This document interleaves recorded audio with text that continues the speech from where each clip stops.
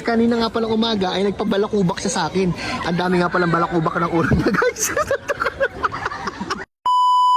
Ayan guys, nandito kami ngayon sa ni Mami Abon sa swimming pool at pinapasyal namin yung anak namin. Ayan, si Ambe. At si Mami Abon nga talagang gusto talaga niyang makalabas ng bahay dahil na siya daw ay nabuburyo. At dito nga sa kabilang swimming pool naman ay nandito nga pala yung aking mga anak na dalawa, si Yesha at si Ada. Pagkatapos nga pala niyan guys, yung aking anak na si Mela ay nandirito rin.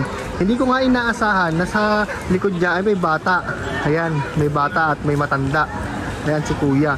At dito nga guys, ayan, pinapadede na nga ni Mami Abon yung anak namin na si Ambe. Ayan, at kung mapapansin nyo dito guys, medyo hinihingal na ako. Hinihingal na ako. Ayan, at kitang-kita nyo naman guys kung paano padedein ni Mami Abon si Ambe sa kanyang bote. At may bulaklak nga pala sa likod niya guys. At ito nga pala ang kanyang eco bag.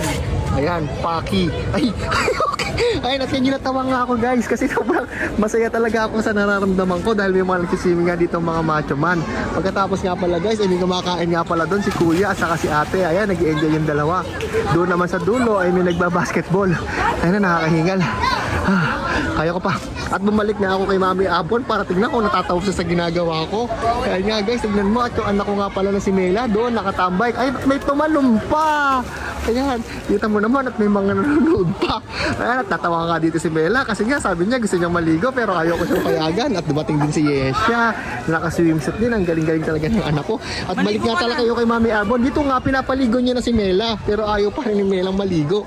Ayan, at dumating din yung anak ko, si Yesha. Ayaw maligo, hindi ka pala naliligo. At tinatanong nga niya kung ayaw maligo tapos si Yesha nangungulit pa. Napakakulit naman ng bata na to. Teka lang, nagbo-voice over ako.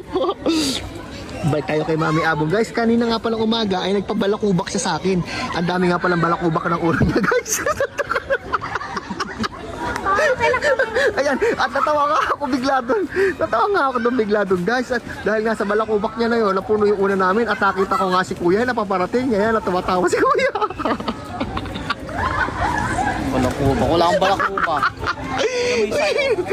At sinabi dito ni Mami Abon na may balakubak daw ako. Pero ang totoo niyan ay wala. Kahit tingnan nyo man guys. Wala. Oo nga pala, hindi lang balakubak. Tutuloy ko yung voice over ko. Oo nga pala, hindi nga lang pala balakubak. May kuto rin si Mami Abon. Paminsan-minsan, ayan guys, nangangati na siya. Oo.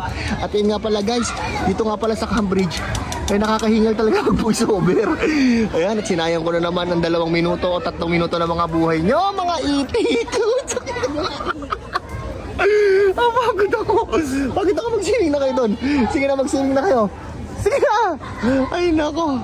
At dumating nga po pala si Yana. Buti bago matapos yung video ay dumating siya at nakita rin siya sa aming video. Kaya anak, mag-shoutout ka muna.